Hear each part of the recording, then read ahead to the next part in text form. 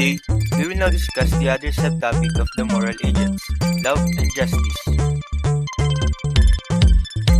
But first, what is love and justice?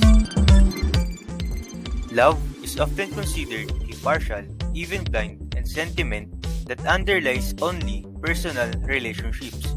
It is the basic value governing private life. Justice, on the other hand, is supposed to be the basic value governing our public life. Its nature is to look away from personal, sentimental ties and treat everyone equally and impartially.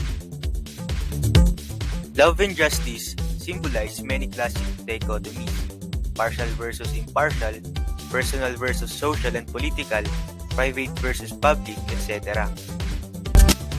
In Marta Nussbaum's published book entitled Political Emotions, Why Love Matters for Justice, the liberal values of freedom and equal opportunity are not enough to ensure motivation to pursue its common goals and values and to curtail negative emotions such as envy and disgust directed to other people and groups. Citizens have to be encouraged in their love and attachment for their country, its ideals and goals, its institutions and leaders, its geography, their fellow citizens, etc. However, are there limits to such love?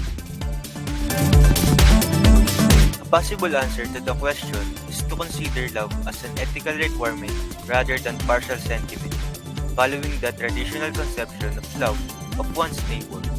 Such love is not only the basis of good community relationships, but also a source of charitable responses to other people's misfortunes. Different pictures of love, justice, relationship present themselves depending on whether one understands justice as compensation for inequalities of luck or as equal respect paid to every individual, or as something that involves love of a particular kind. An example of loving responses reaching beyond their traditional realm is their role in retributive justice. Is just punishment compatible with forgiveness and mercy? Is there a crucial difference between the personal and criminal domains?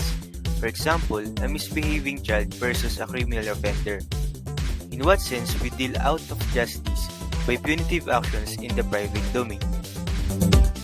An example of the value of justice penetrating into the real, personal relationships are cries of the type, "You are not being fair to me, you don't do me justice." These cries do not only invoke fairness in the distribution of equal chances, but they call for a more objective. In conclusion, only true love can one appreciate fully the humanity of the other. Thank you for listening. Created using Powtoon.